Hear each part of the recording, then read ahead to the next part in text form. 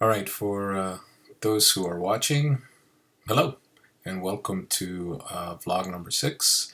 I'm going to try and make this one a little shorter, a little snappier. I realize the last one I did was perhaps a little too long.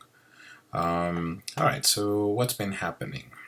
First things first, I wanted to show you guys it's been raining a lot in LA, and it hasn't rained this much in a few years. And it's nice.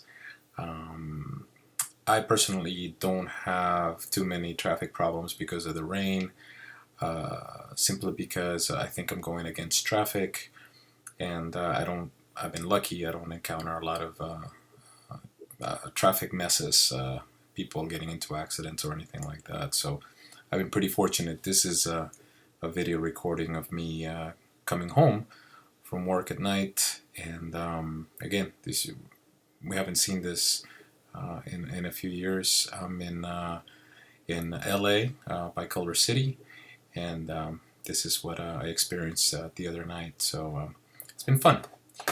One other thing that I was able to get into this recently was I tested out trying to take a time lapse, and this particular one, or the only one I shot rather, is I set up my camera, just point it out of my kitchen window.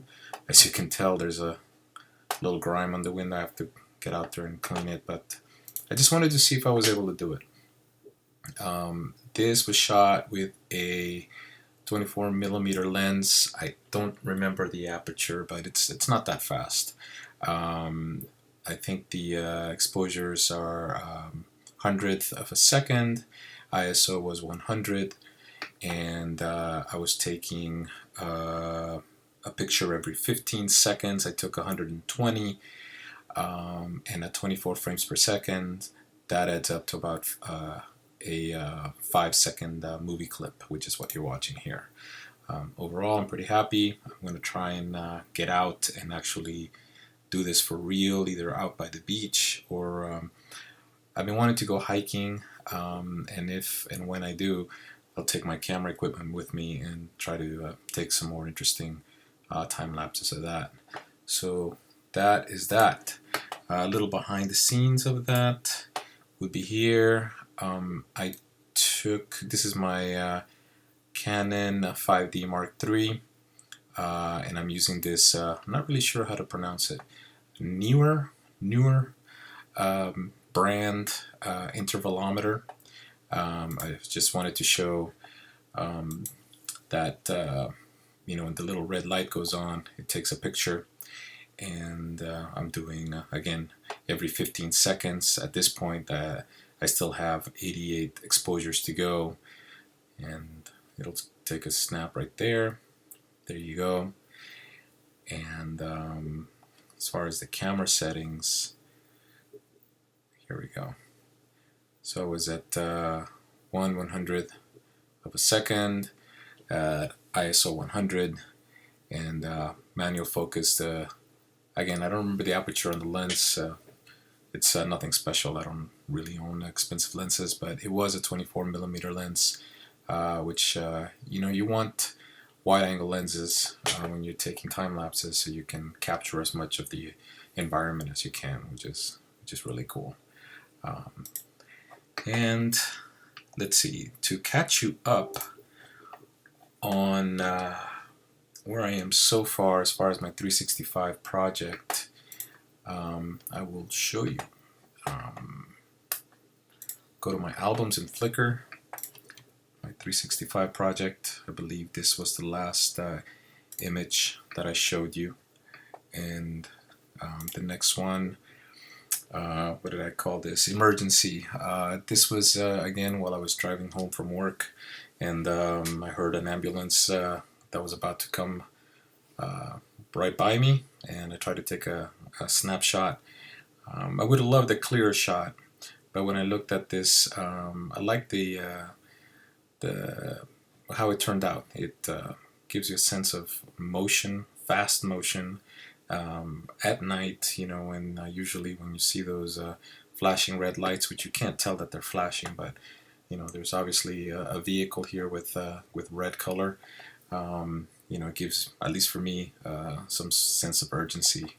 And I like this shot. It's not the sharpest, but again, it fits very well within the scope of my 365 project. So next one, across the street at a Coffee Bean coffee shop. I want to start trying to take more, what would you call it, street photography, I suppose, which involves taking pictures of strangers, which as of yet I'm not too comfortable doing. I don't want to get into trouble and get into an argument or just go through an embarrassing argument over taking people's pictures. But anyway, this particular image, I saw this lady, I think she was maybe doing some kind of questionnaire. We get those types of people on our sidewalks by work, but she was probably just taking a break, sitting down here, and I just thought the scene, she's just taking it easy. There's this cool tree in the middle, and I just thought composition-wise, it just made for nothing special, but just a nice street picture. So there's that. This, if I can confess and be honest, it's been really tough trying to come up with original ideas on a daily basis, and something that I tend to fall back on when everything else fails is everyday objects. And this day I happened to run out of toilet paper, and I thought, you know what, everyone can relate to this, just the empty roll of toilet paper. And I thought, why not? So I took a snapshot of that. I've been posting these again on a lot of social media, and surprisingly, this was popular, not by the hundreds or thousands or whatever, but within my own little group of followers. I get these emails that tell me that the picture is popular, so there you go. Let's see, after that, just compositionally and just taking pictures of objects. This is the button pad in one of the elevators at work, and I don't know, just visual interest at this point. No story to tell. Everyone can relate to pushing buttons on an elevator, so here's just another everyday item. And here, this day we were coming back from lunch, and we saw this group of guys walking towards us, and this one guy had this strange camera rig, and he's on this scooter type thing, and I was able to get a snapshot of that, which was again street photography. And I called this only in LA because it's the type of thing I would think that you only see in LA. Probably not, but just stereotyping. Again, because of the rainy weather, leaving work in the dark, and the architecture where I work just lends itself so that when the ground is wet, you get these cool reflections everywhere, and varied colors and stuff. So took a snapshot of that. And let's see, this again, everyday objects. Sorry, I'm just stretching. Just a little tired today. Just a candle in a jar. Nothing too special there. My kids. These are my kids. Got a beautiful little girl and a wonderful little boy, and they happen to be watching TV. The sun was coming through the window, and I wanted to get sort of a silhouetted image of them, and this is that attempt. I really like it. I like when hair gets backlit. It's just very detailed, almost textural, and I can tell who's who. They have very distinct shapes of their profiles, and for me this was a successful snapshot, so cool.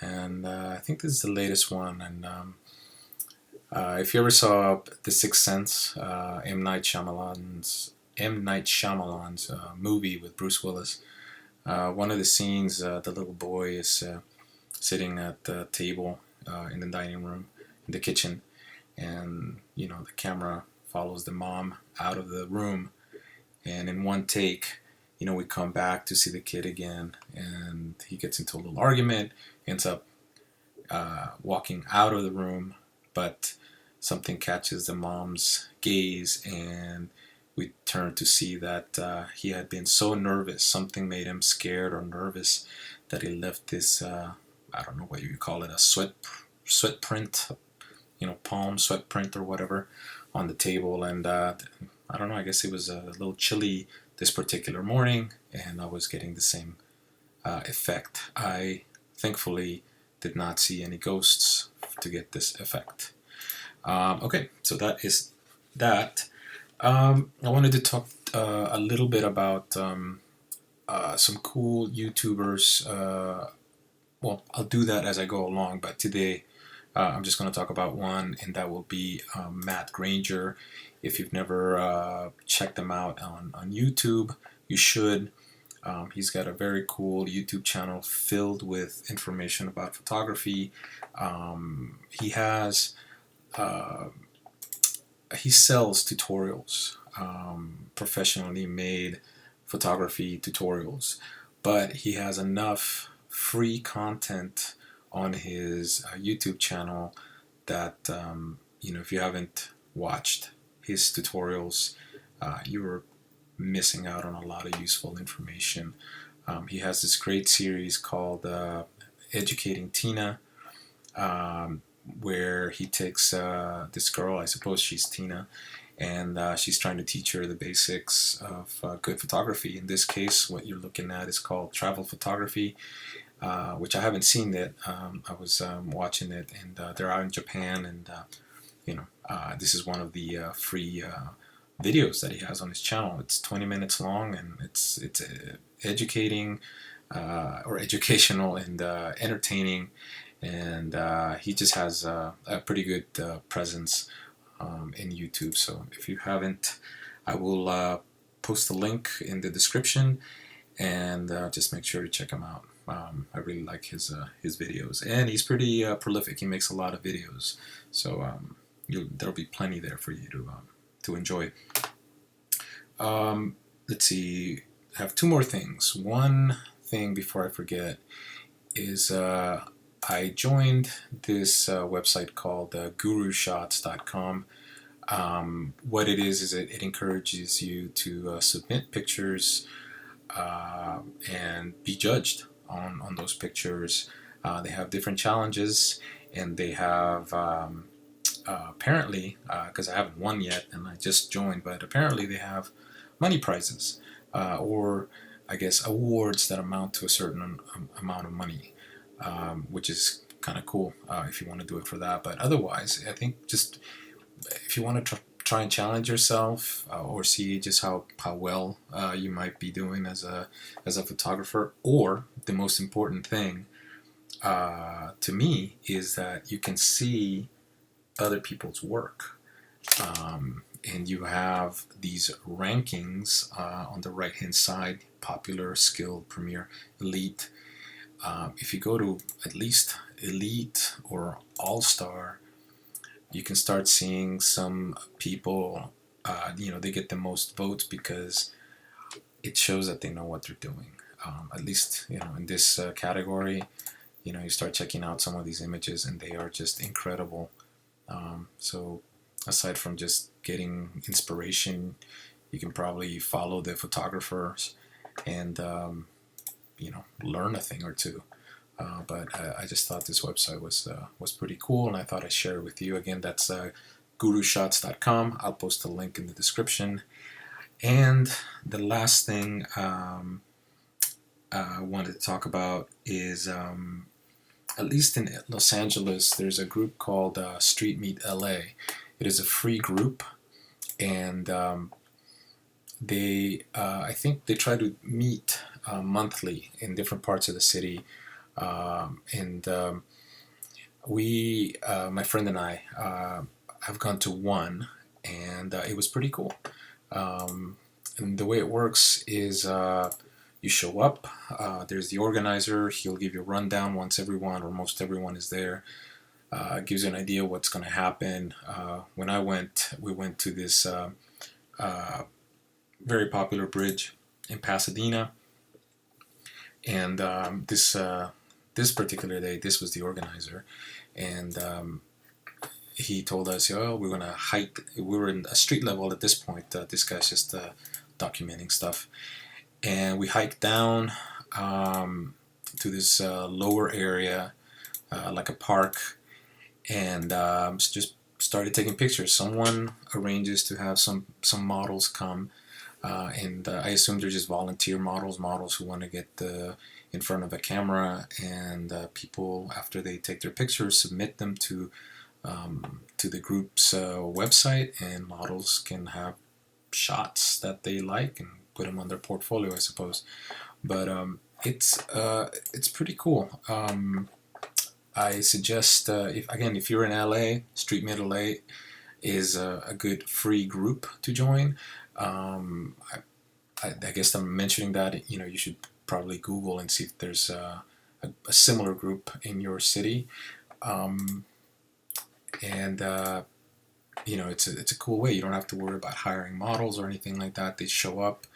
Again, they just start posing, and people just start crowding around them. You can wait your turn or just sneak in there, try to get a spot, and just start snapping away. Um, I was able to get some really cool shots. Sometimes you can talk to the models and see if they'll just give you a minute or two, um, just so you can get a really good shot. But for the most part, you're just, they just stand there, pose for you, and again, what's cool is it's free. If you've never hired a model, then you don't have to worry about that. It's a great way to network. It's a great way to meet other photographers or models that you may want to hire later. Um, so, there you go. And actually, there was one more thing. And I'll make sure to post a link in the description if you're interested in this type of stuff or these groups as well. Um, the last thing I wanted to mention is if you don't have a Flickr account and you need a place to store your digital images, I'm beginning to really like Flickr. Aside from being able to upload to this website and then running the IFTTT script and having it populate other websites, I think it's really cool. It's a free account. You get a terabyte of space for your images. I am nowhere near. I'm using 0% of my 1 terabyte, but I have tons of images, probably 100. I don't know, and they're high res. But I've been pretty careful to save out small high res JPEGs so they don't take up a lot of room, and they still look great. Um, so there's a lot of things you can do. One of the things I just recently discovered was, as far as organizing your images, it allows you to create albums. I don't know if there's a limit, but so far I haven't run into that issue. Here I'm saving my 365 project images, as you can see, nice and organized. I also have this for my Street Meet LA back last year. It's nice and organized there. And what allows you to do is share this particular set of images. I have another one with my model shoots, which if I want to hire a model or I'm talking to someone about shooting them, I can give them this link and they can go and check it out. It's very useful, and again, it's free. So if you haven't had a chance to check out Flickr, do so and create an account for yourself. One other thing that you can do here when you submit images is you can also submit them to different groups and get feedback. Like I belong to say this portrait group. You post your images, your portraits. Let's take this one for example, which is not mine. And if you like it, you can give it a star. You can forward it. You can download the image if it's going to help you, or you can just leave a message and tell the person, this is a very cool image. And likewise, someone can leave comments for you. So that's one more benefit. Anyway, that's gonna do it for vlog 6. I'm still trying to figure out the best way to create these vlogs. I know right now I'm just using my computer's webcam, which isn't the best quality. I'm looking at myself right now, and but what I like is this doing a screen capture combination with the webcam. I can pull up things on the screen and you guys will be able to see them, and then when I don't need them, I just get rid of them. I think that's very cool. It's sort of editing on the fly, whereas before, I think the first the first 2 vlogs, I actually had footage or had stills, brought them into Adobe Premiere Pro and sat down and edited them. And it's time consuming. It will look nicer. It is higher quality, but it is more time consuming. And so I'm just trying to see what works best. Anyway, if you have any comments, questions, critiques, anything like that, please leave me a comment.